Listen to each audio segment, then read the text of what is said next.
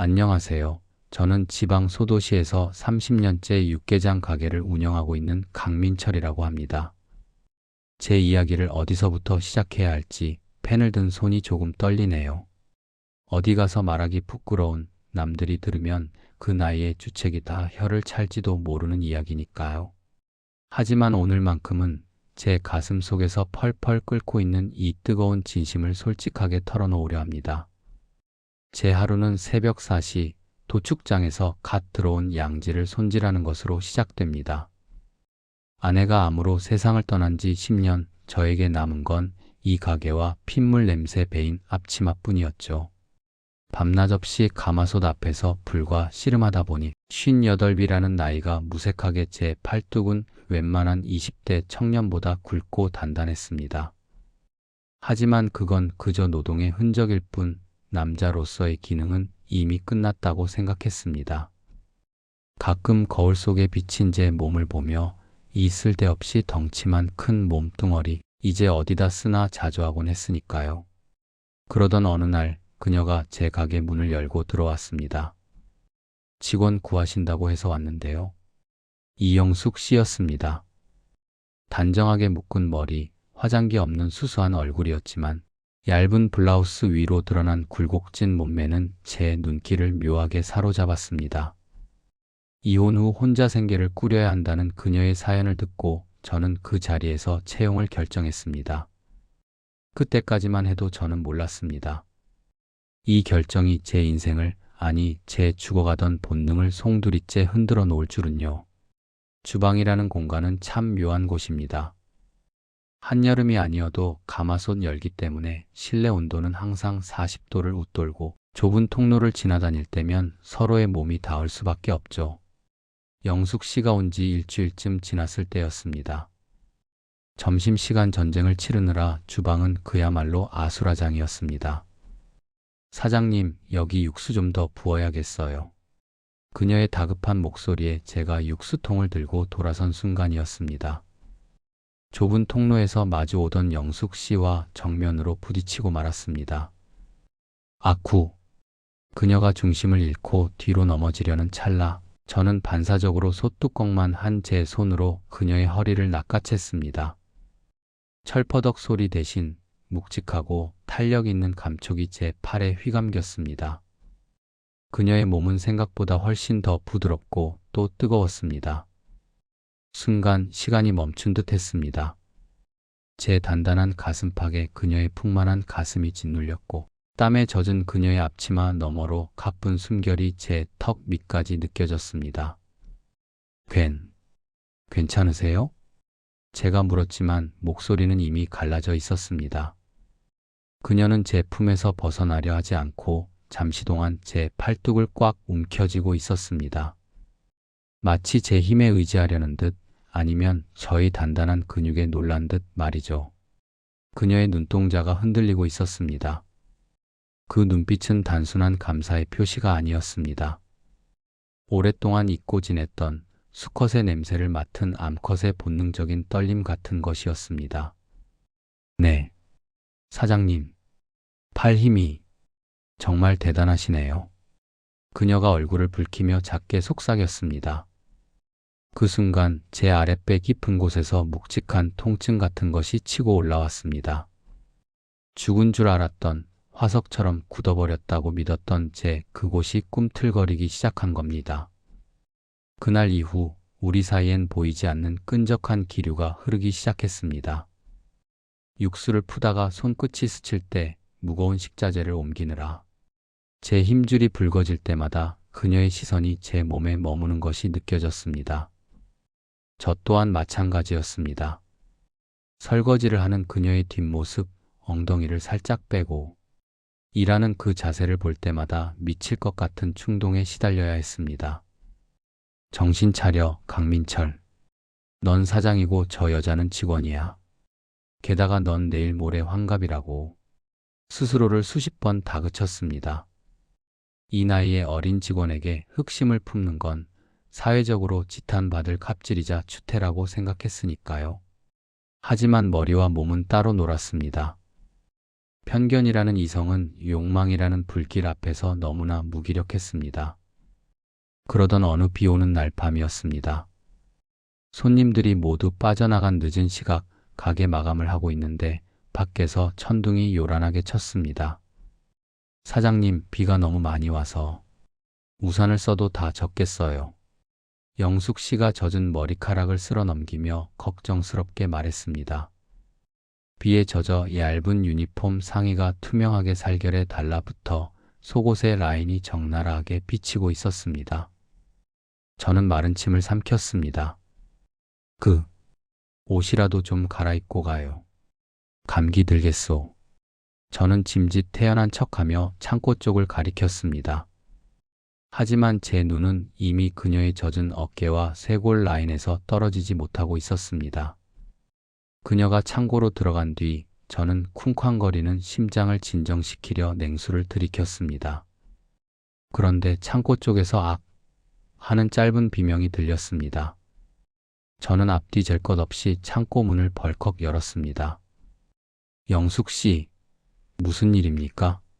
어두운 창고 안 높은 선반에서 물건을 꺼내려다 의자가 미끄러진 모양이었습니다. 바닥에 주저앉은 그녀는 발목을 잡고 신음하고 있었습니다. 사장님, 발목이... 저는 황급히 그녀에게 다가가 무릎을 꿇었습니다. 그녀의 발목을 살피려는데 그녀의 젖은 옷에서 나는 비 냄새와 그녀만의 살냄새가 좁은 창고를 가득 채우고 있었습니다. 어디 봅시다. 많이 다친 거 아니오?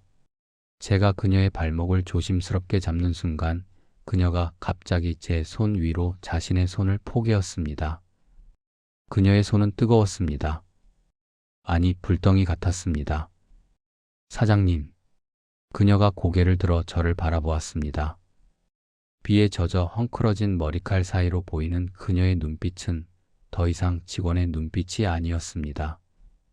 그것은 굶주린 여자의 눈빛, 오랫동안 억눌러온 욕망을 갈구하는 애원과도 같았습니다. 사실은 사장님 볼 때마다 안기고 싶었어요. 사장님의 그 큰 몸에. 그 한마디가 제 이성의 끈을 툭 하고 끊어버렸습니다. 저는 거친 숨을 몰아쉬며 그녀를 일으켜 세우는 대신 그녀를 좁은 창고 벽으로 밀어붙였습니다. 더 이상 사장도 점잖은 중년도 없었습니다. 그저 눈앞의 암컷을 탐하고 싶은 야수가 된 수컷만이 존재할 뿐이었습니다. 그 좁고 어두운 창고 안에서 이성은 빗소리에 묻혀 사라져 버렸습니다. 제 거친 입술이 그녀의 입술을 덮쳤을 때 그녀는 피하기는커녕 제 목을 꽉 끌어안으며 더 깊이 파고들었습니다. 마치 사막에서 오아시스를 만난 사람처럼 우리는 서로의 타액을 탐욕스럽게 갈구했습니다. 젊은 시절의 풋풋한 키스와는 차원이 달랐습니다. 그것은 살아남은 자들이 서로의 생존을 확인하는 처절하고도 짐승 같은 몸짓이었습니다. 제 투박하고 큰 손이 빗물에 젖은 그녀의 블라우스 안으로 파고들었습니다. 차가운 빗물과 대비되는 그녀의 뜨거운 살결이 손바닥 전체에 전해지자 머릿속에서 하얀 스파크가 튀는 것 같았습니다. 사장님, 너무 커요. 손이. 그녀가 제 입술 사이로 간신히 신음을 토해냈습니다. 매일 무거운 고기 덩어리를 손질하느라 굳은 살이 박이고 두꺼워진 제 손가락이 그녀의 부드러운 유방을 거칠게 움켜쥐었기 때문이었을 겁니다. 순간 덜컥 겁이 났습니다. 내 힘이 너무 세서 이 여린 여자를 다치게 하는 건 아닐까? 미안해요. 내가 정신이 나가서. 제가 황급히 손을 떼려 하자 그녀가 젖은 눈으로 저를 올려다보며 고개를 저었습니다. 그리고 제 손목을 잡아 다시 자신의 가슴 위로 가져갔습니다. 아니요. 멈추지 마세요. 제발. 저 사실 사장님이 고기 다듬을 때 그 팔뚝에 솟은 핏줄 보면서 상상했어요. 그녀의 고백은 제 귀를 의심하게 만들었습니다. 단정하고 얌전해 보이던 영숙 씨가 주방 구석에서 그런 야한 상상을 하고 있었다니. 그녀의 도발적인 말은 제 남은 이성마저 불태워버리는 기폭제가 되었습니다. 저는 그녀를 안아들었습니다. 깍! 그녀가 짧은 비명을 질렀지만 쌀가마니를 번쩍번쩍 들던 제게 그녀의 몸은 깃털처럼 가벼웠습니다. 저는 그녀를 창고 구석에 쌓여있는 쌀포대 위로 조심스럽게 내려놓았습니다. 바닥은 차가웠지만 우리 두 사람의 열기로 창고 안은 찜질방처럼 후끈거렸습니다. 영숙 씨 후회 안 하겠소? 나 같은 늙은 호랍이랑 이러는 거. 마지막으로 물었습니다. 이건 제 양심이 보내는 마지막 구조 신호였습니다. 하지만 그녀는 떨리는 손으로 제 벨트 버클을 더듬거리고 있었습니다. 늙긴요. 저 아까 안길 때 느꼈어요. 사장님 거기 돌덩이 같아서 제가 다 아플 지경이었는걸요. 그녀의 노골적인 말에 제 얼굴이 화끈 달아올랐습니다. 더 이상 무슨 말이 필요하겠습니까? 저는 급하게 셔츠를 벗어던졌습니다.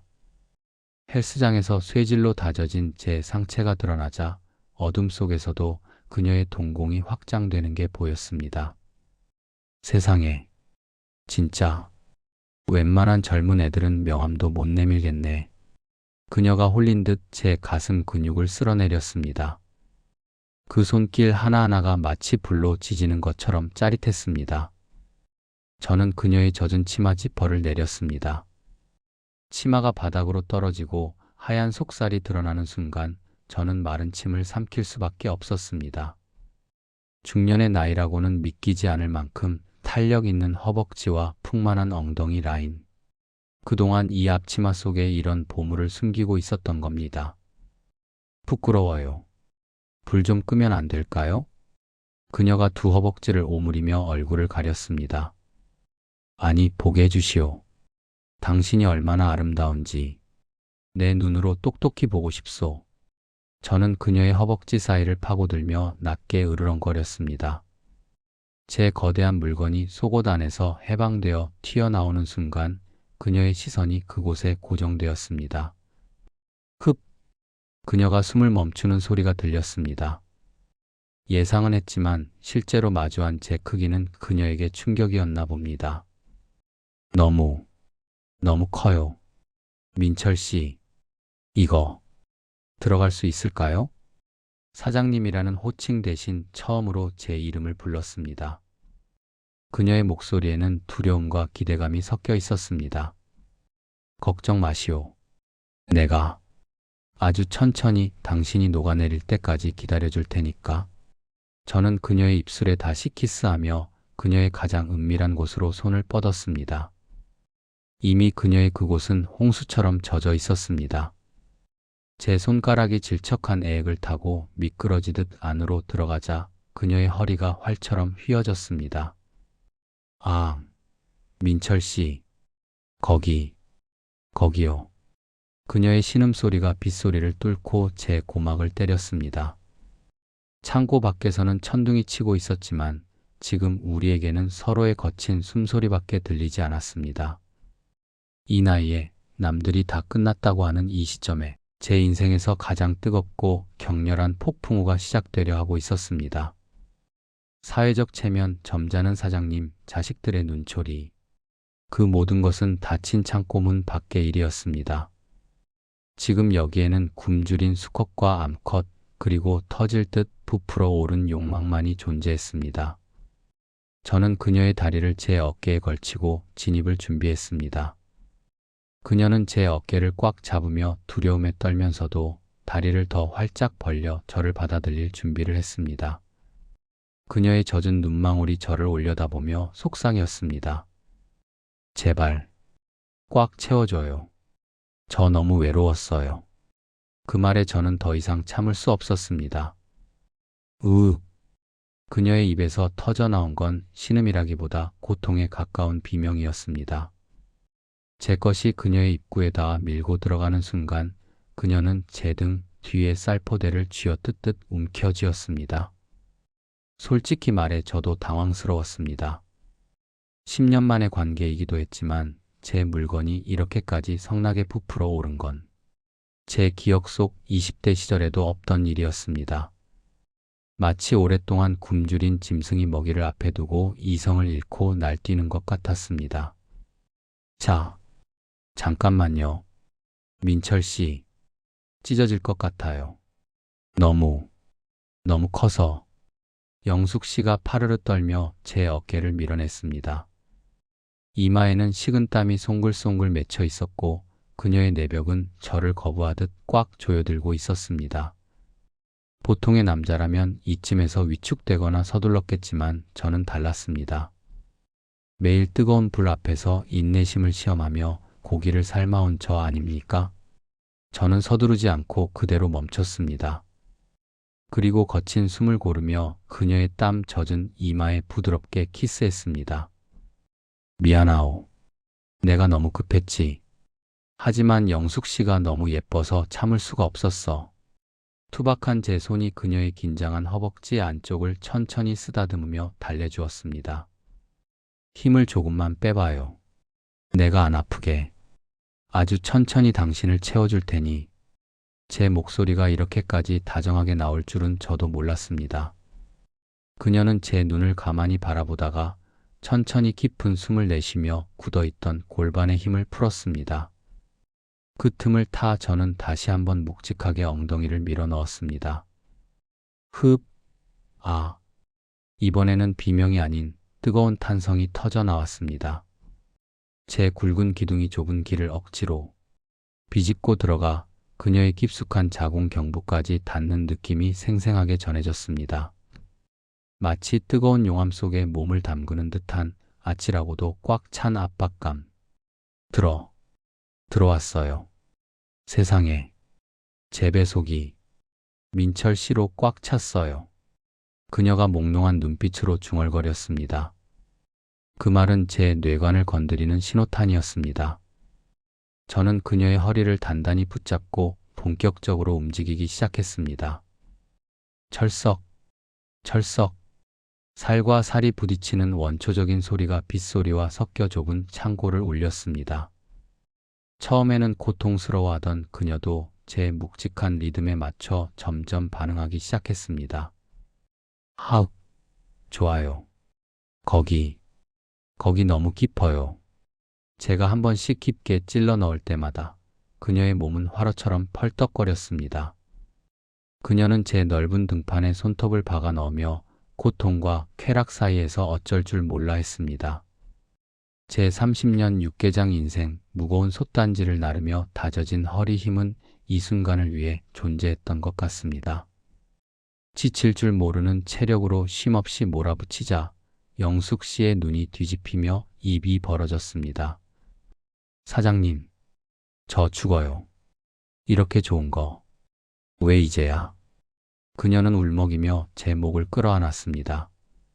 주책이라고 욕해도 좋아. 나도 미치겠어. 당신 안이 너무 뜨거워서. 저 역시 이성을 잃고 짐승처럼 으르렁거렸습니다. 우리는 서로의 땀 냄새와 살 냄새를 맡으며 마치 내일이 없는 사람들처럼 서로를 탐했습니다. 가게 밖 세상 사람들은 우리를 보며 다 늙어서 무슨 짓이냐고 비웃을지도 모릅니다. 하지만 그 순간만큼은 우리는 20대 청춘보다 더 뜨겁고 더 절실했습니다. 육체적인 쾌락만이 아니었습니다. 제 것이 그녀의 몸속을 드나들 때마다 10년 동안 가슴 속에 쌓여있던 외로움과 공허함이 씻겨 내려가는 기분이었습니다. 차가웠던 제 심장에 다시 뜨거운 피가 도는 느낌. 아, 나 살아있구나. 나도 아직 남자구나. 그 벅찬 감동에 눈물이 날 것만 같았습니다. 절정을 향해 치달을 무렵 영숙 씨가 제 귀에 대고 속상했습니다. 민철 씨, 아내다가 해줘요. 당신 거 다 받고 싶어. 그녀의 도발적인 애원에 저는 마지막 남은 이성마저 놓아버렸습니다. 허리에 쥐가 날 정도로 강하게 더 깊숙이 그녀의 영혼까지 닿을 듯이 밀어붙였습니다. 영숙 씨, 깍. 두 사람의 비명이 겹쳐지며 제 몸 안의 모든 것이 폭발하듯 그녀 안으로 쏟아져 들어갔습니다. 뜨거운 액체가 울컥울컥 쏟아질 때마다 그녀의 내벽이 제 것을 꽉 물고 놓지 않았습니다. 마치 제 생명력을 하나도 남김없이 빨아들이려는 듯 말이죠. 폭풍 같은 시간이 지나고 우리는 땀에 젖은 채 쌀포대 위에 널브러졌습니다. 거친 숨소리만이 잦아드는 빗소리 사이를 메웠습니다. 그녀는 제 가슴에 얼굴을 묻은 채 가늘게 떨고 있었고 저는 그런 그녀의 젖은 등을 부드럽게 쓸어내렸습니다. 그런데 그때였습니다. 가게 밖에서 무언가 덜컹거리는 소리가 들렸습니다. 아버지, 안에 계세요? 제 아들 준호의 목소리였습니다. 순간 영숙 씨의 몸이 돌처럼 굳어버렸습니다. 저 역시 심장이 철렁 내려앉는 것 같았습니다.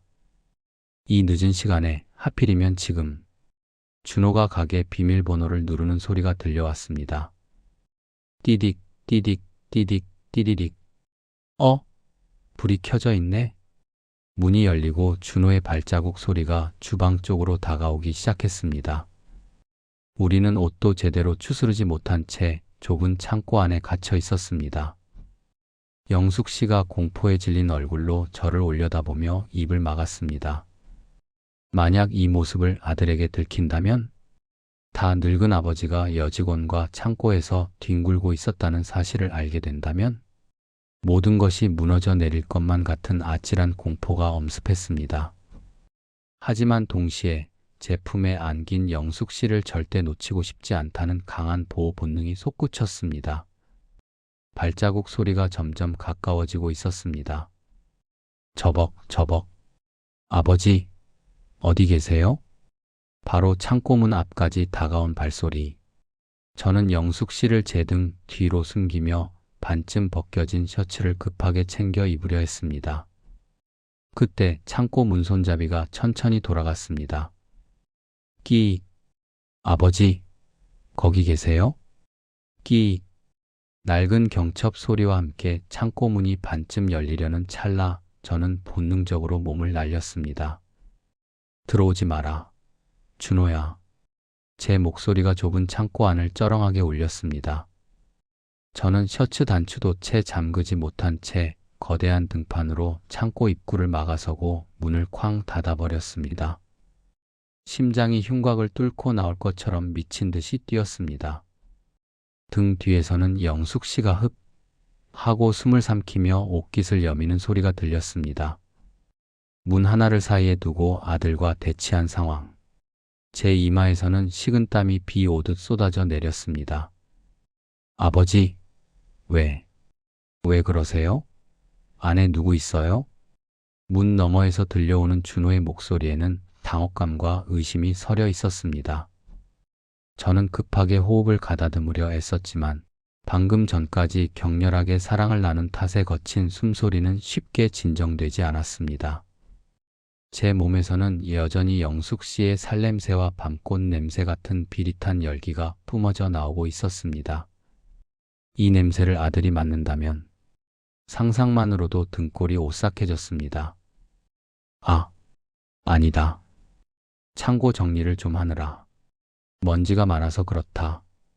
잠깐 밖에서 기다려라. 최대한 태연한 척 말하려 했지만 목소리가 덜덜 떨리는 건 어쩔 수 없었습니다. 저는 뒤를 돌아 어둠 속에 웅크리고 있는 영숙 씨를 바라보았습니다. 그녀는 얼굴이 하얗게 질린 채 찢어진 스타킹을 손으로 가리며 사시나무 떨듯 떨고 있었습니다. 그 모습이 너무나 애처롭고 미안해서 가슴이 미어지는 것 같았습니다. 내가 이 여자를 지켜야 한다. 저는 영숙 씨에게 소리 없이 입모양으로 괜찮아요 라고 말하며 바닥에 떨어진 그녀의 스카프를 주워 건넸습니다. 그리고 재빨리 셔츠 단추를 채우고 흐트러진 머리를 손으로 쓸어 넘긴 뒤 창고 문을 열고 나갔습니다. 문을 열자마자 서늘한 밤 공기가 훅 끼쳐왔지만 제 얼굴은 여전히 불덩이 같았습니다. 준호는 문 앞에 어정쩡하게 서서 저를 훑어보았습니다. 그의 시선이 땀에 젖어 몸에 달라붙은 제 셔츠와 급하게 채우느라 하나 밀려 잠긴 단추, 그리고 상기된 제 얼굴에 머물렀습니다. 비도 오는데 웬일이냐? 제가 짐짓 엄한 목소리로 물었습니다. 준호는 코를 킁킁거리며 묘한 표정을 지었습니다. 아마도 제 몸에서 나는 낯선 향기, 엄마가 떠난 후 한 번도 맡아보지 못한 여자 냄새를 맡은 게 분명했습니다. 지나가다가 불이 켜져 있길래 도둑이라도 든 줄 알고요. 근데 아버지, 땀을 왜 이렇게? 준호의 시선이 제 등 뒤 반쯤 열린 창고 문틈으로 향하려 했습니다. 저는 황급히 옆으로 한 걸음 옮겨 시야를 차단했습니다. 육수통 좀 옮기느라 그랬다. 이영숙 여사님이랑 같이 정리 중이었어. 여사님이 발목을 좀 삐끗하셔서 부축해드리고 있었다. 거짓말이었습니다. 하지만 자식에게 내 아비가 방금 전까지 여기서 짐승처럼 뒹굴었다고 말할 수는 없는 노릇이었습니다. 준호는 잠시 말이 없다가 의미심장한 눈빛으로 저를 바라보았습니다. 그 눈빛은 비난이라기보다는 믿을 수 없다는 놀라움에 가까웠습니다. 항상 무뚝뚝하고 일밖에 모르던 아버지, 엄마 제사상 앞에서도 눈물 한 방울 보이지 않던 건조한 아버지가 얼굴을 붉히며 당황하는 모습을 처음 본 것입니다. 발목이요? 병원 가셔야 하는 거 아니에요? 제가 모셔다 드릴까요? 준호가 창고 쪽으로 다가오려 했습니다. 아니다. 제가 버럭 소리를 지르자 준호가 깜짝 놀라 멈춰섰습니다. 저도 제 반응에 놀랐지만 지금 준호가 영숙 씨를 보게 해서는 안 됐습니다. 그녀의 헝클어진 머리와 부어오른 입술, 그리고 누가 봐도 사랑을 나눈 직후에 흐트러진 모습을 보인다면 그녀는 수치심에 다시는 저를 보지 않으려 할 겁니다. 많이 놀라셔서 안정을 취하고 계시다. 내가 알아서 할 테니 너는 그만 가봐라. 내일 출근해야지. 저는 준호의 등을 떠밀다시피 가게 밖으로 내몰았습니다. 준호는 밀려나면서도 자꾸만 창고 쪽을 힐끔거렸습니다. 알았어요, 아버지. 근데 너무 무리하지 마세요. 연세도 있으신데. 준호가 묘한 뉘앙스로 남긴 마지막 말이 비수처럼 꽂혔습니다. 무리하지 마세요. 그것은 육체노동을 뜻하는 것일까요? 아니면 제 나이에 맞지 않는 욕망을 경계하는 말이었을까요? 셔터가 내려가고 준호의 차가 멀어지는 소리를 듣고서야 저는 다리에 힘이 풀려 주저앉을 뻔했습니다. 안도감과 함께 걷잡을 수 없는 자괴감이 밀려왔습니다. 내가 지금 무슨 짓을 한 건가? 자식 보기에 부끄러운 짓을 한 건가? 하지만 창고 안으로 다시 들어갔을 때 제 생각은 180도 바뀌었습니다. 영숙 씨가 쌀포대 위에 웅크리고 앉아 소리 죽여 울고 있었습니다. 영숙 씨. 제가 다가가자 그녀는 고개를 들지 못한 채 흐느꼈습니다. 죄송해요. 사장님. 제가 주책맞게 굴어서 아드님까지 오시게 하고 저 내일부터 못 나올 것 같아요. 부끄러워서 어떻게 얼굴을 들고 다녀요. 그녀의 눈물 섞인 목소리가 제 가슴을 후벼 팠습니다. 그녀는 스스로를 주책이라며 비하하고 있었습니다. 세상의 편견이 만들어낸 감옥에 스스로를 가두려 하고 있었습니다. 그 모습을 보니 자괴감 대신 뜨거운 분노가, 그리고 그녀를 향한 더 깊은 애정이 솟구쳤습니다. 우리가 뭘 잘못했단 말인가? 아내를 보내고 10년 나는 충분히 외로웠고 충분히 의무를 다했다. 나도 사람이다. 나도 남자다. 사랑하고 싶고 만지고 싶고 뜨거워지고 싶은 게 죄란 말인가? 저는 울고 있는 영숙 씨를 와락 끌어안았습니다. 이번에는 욕망 때문이 아니라 그녀의 상처받은 마음을 위로해주고 싶어서였습니다. 그런 말 마시오. 당신이 왜 죄송해? 우리가 뭘 훔치기라도 했소? 제 단단한 가슴에 그녀의 얼굴을 파묻게 하고 저는 그녀의 등을 크고 투박한 손으로 토닥였습니다. 아들이 알면 좀 어떻소? 남들이 알면 또 어떻고? 나 강민철이 당신 하나 책임 못 질 것 같소? 제 목소리에 힘이 들어갔습니다.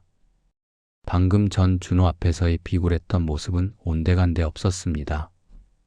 그녀의 체온이 제 품 안에서 느껴지자 저는 비로소 확신할 수 있었습니다. 이건 한순간의 불장난이 아니다. 내 남은 인생을 걸어볼 만한 진짜 사랑이다.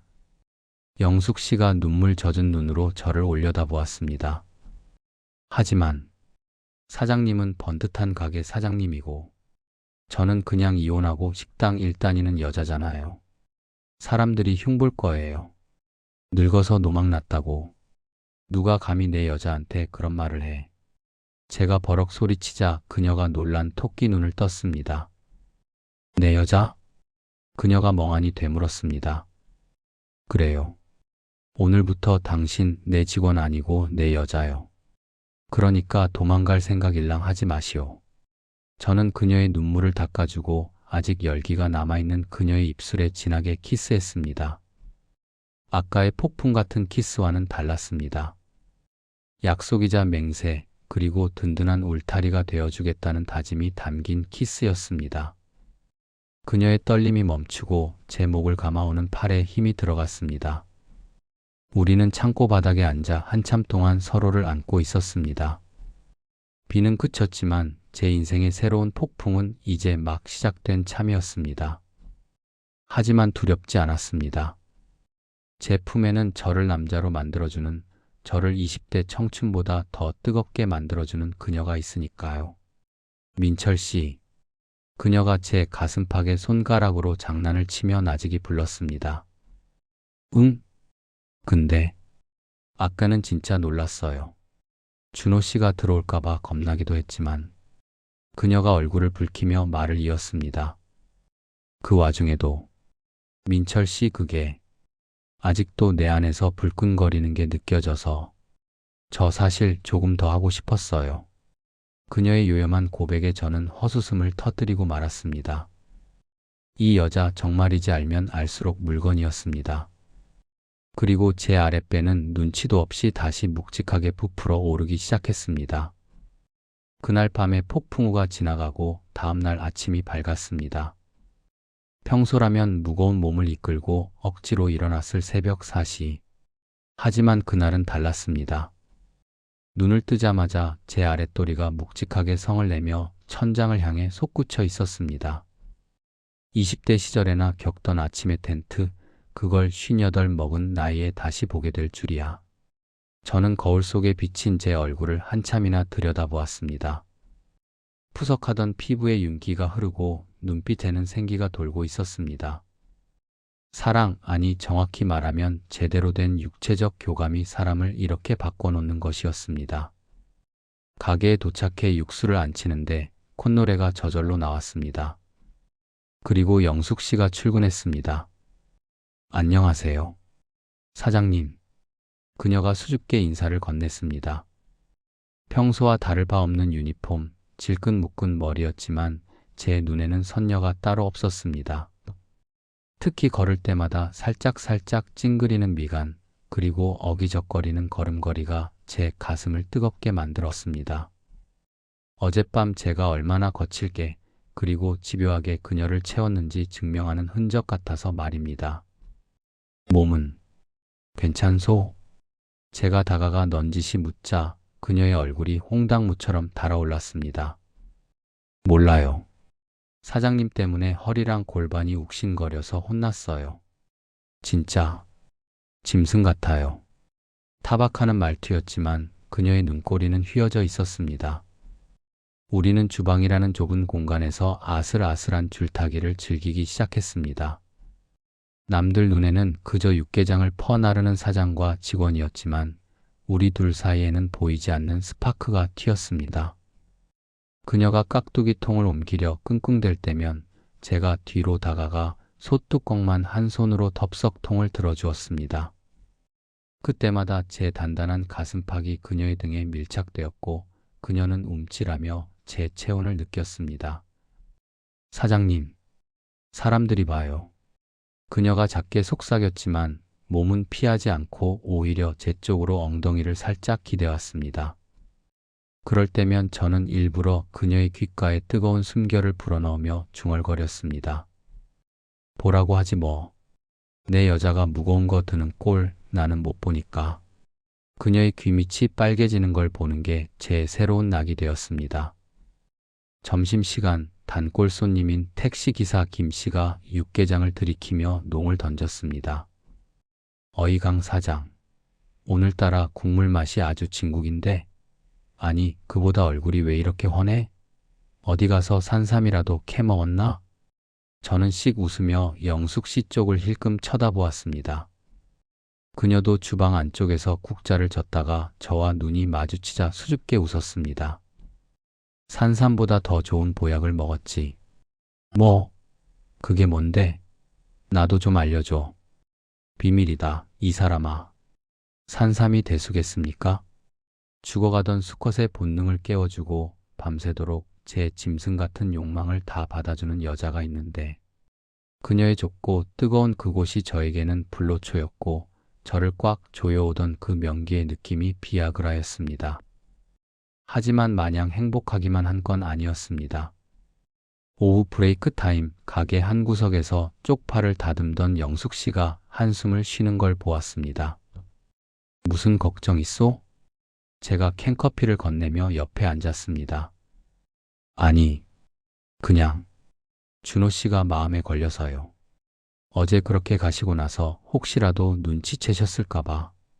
그녀는 여전히 남들의 시선, 특히 제 아들의 시선을 두려워하고 있었습니다. 자신은 흠있는 이혼녀고 저는 번듯한 가게 사장이라는 자격지심도 여전했죠. 저는 다듬고 있던 쪽파를 내려놓고 그녀의 손을 잡았습니다. 물에 불어 거칠어진 손, 하지만 제게는 세상에서 가장 부드러운 손이었습니다. 영숙 씨, 나봐요. 그녀가 고개를 들었습니다. 내 나이 이제 내일 모레 환갑이요. 남은 인생이 얼마나 될지 모르지만 남들 눈치 보느라 내 행복 포기하고 싶지 않도. 준호, 그 녀석도 알게 되면 알게 되는 거지. 내가 죄지었소? 하지만, 그리고 말이오. 어제 그 창고 바닥에서 당신이 내 허리 감으면서 했던 말 기억나? 네. 무슨, 내 거가 너무 커서 꽉 차서 좋다고 했잖소. 아우, 진짜, 목소리 좀 낮추세요. 그녀가 질색하며 제 팔뚝을 찰싹 때렸습니다. 하하, 내 말은 우리는 몸으로 이미 대화가 끝난 사이라는 거요. 속궁합이 이렇게 잘 맞는데 천생연분 아니고 뭐겠소? 나는 당신 절대 안 놓쳐. 제 너스레의 그녀도 결국 피식 웃음을 터뜨렸습니다. 그 웃음을 보자 참을 수가 없더군요. 브레이크 타임이라 손님도 없겠다. 저는 가게 문을 잠가버리고 블라인드를 내렸습니다. 어머, 왜 문을 잠가요? 그녀가 짐짓 놀란 척 물었지만 눈빛은 이미 기대감으로 반짝이고 있었습니다. 육개장 끓이려면 아직 멀었으니까 우리끼리 육수나 좀 뽑을까 하고. 저는 그녀를 안아 올려 카운터 위에 앉혔습니다. 여기서요? 미쳤어. 진짜 짐승이야. 말은 그렇게 하면서도 그녀는 자연스럽게 다리를 벌려 제 허리를 감았습니다. 카운터 위 계산기 옆에서 벌어지는 대낮의 정사. 어제 창고가 어둡고 습한 은밀함이었다면 오늘은 밝은 햇살이 블라인드 틈으로 비치는 대담함이었습니다. 하읒, 민철 씨.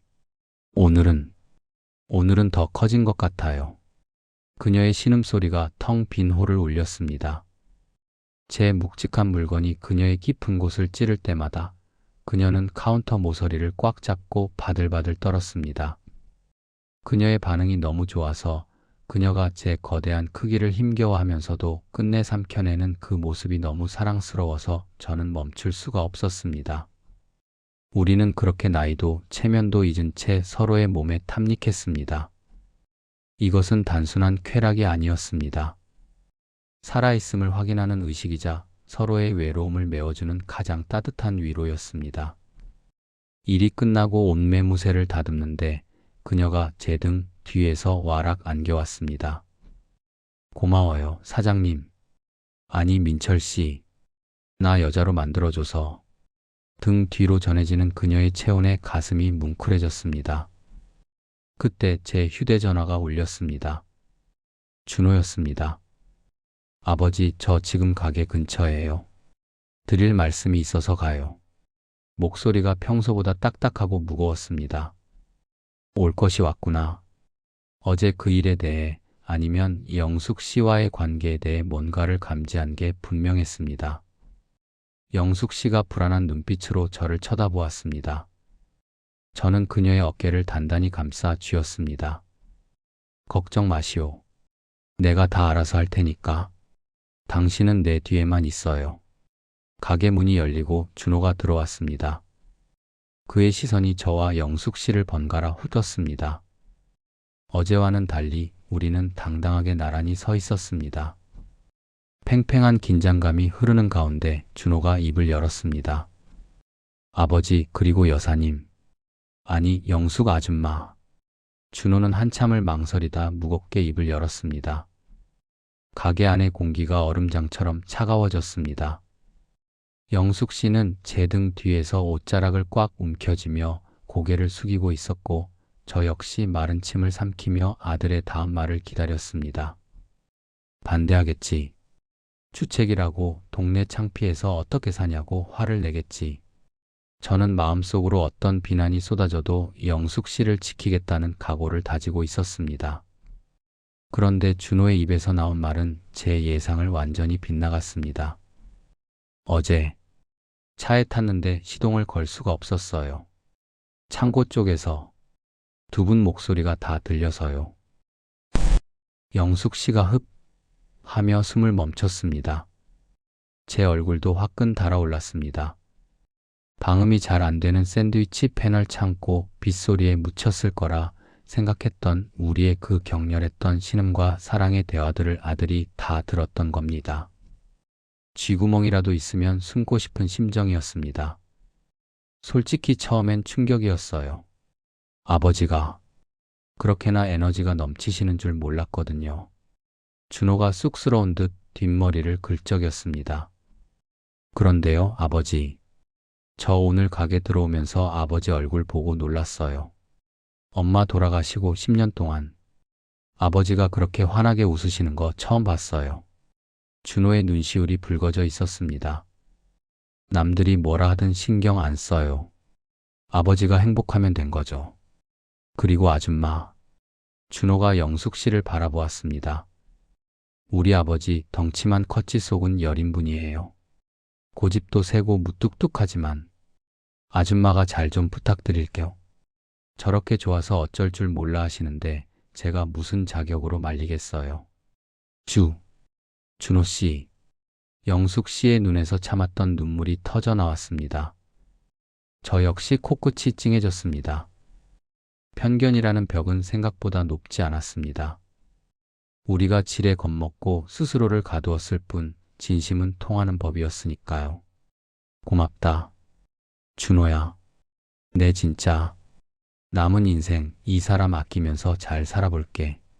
제가 준호의 어깨를 두드리자 준호가 피식 웃으며 한마디 덧붙였습니다. 근데 아버지 너무 무리하지는 마세요. 창고 무너지는 줄 알았어요. 아줌마도 힘들게 하지 마시고요. 아버지가 워낙 통뼈시잖아요. 그 말에 눈물바다였던 가게 안이 순식간에 웃음바다가 되었습니다. 영숙 씨는 얼굴이 홍시처럼 빨개져서 제 등 뒤로 완전히 숨어버렸습니다. 몇 달 후 우리 가게에는 작은 변화가 생겼습니다. 강간의 육개장 간판 아래에 민철 앤드 영숙이라는 작은 문패를 하나 더 달았습니다. 우리는 식은 올리지 않았지만 서로의 반려자가 되기로 약속하고 살림을 합쳤습니다. 동네 사람들의 수군거림이요? 처음엔 좀 있었죠. 다 늙어서 별나다, 새장가 들더니 낯빛이 달라졌다 등등. 하지만 우리가 보란듯이 꿀 떨어지게 그리고 누구보다 열심히 사는 모습을 보여주자 그 시선들은 부러움으로 바뀌었습니다. 무엇보다 제 몸은 이제 제2의 전성기를 맞이했습니다. 매일 밤 침실에 불이 꺼지면 우리는 20대 신혼부부보다 더 뜨겁게 타오릅니다. 아으, 여보. 오늘은 좀 살살. 영숙 씨가 제 밑에서 가쁜 숨을 몰아쉬며 애원하지만 제 몸은 멈추는 법을 잊은 폭주기 관차 같습니다. 제 거대한 양손이 그녀의 풍만한 가슴을 가득 움켜쥐고 단단해진 하체가 그녀의 깊은 곳을 꽉 채울 때면 우리는 살아있음을 온몸으로 느낍니다. 영숙 씨 사랑하오. 내 힘 닿는 데까지, 아니 내 심장이 멈추는 날까지 당신을 행복하게 해줄게. 땀에 젖은 그녀의 이마에 키스하며 맹세합니다. 이 나이에 주책이라고요? 천만에요. 사랑과 욕망에는 유통기한이 없습니다.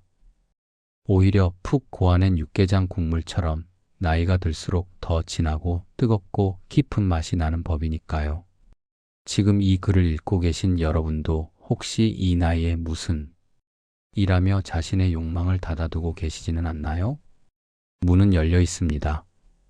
당신의 심장이 뛰고 있는 한 당신은 언제든 다시 뜨거워질 자격이 있습니다. 저 강민철이 증명하지 않았습니까? 펄펄 끓는 가마솥보다 더 뜨거운 제 인생 2막은 이제 막 시작되었습니다.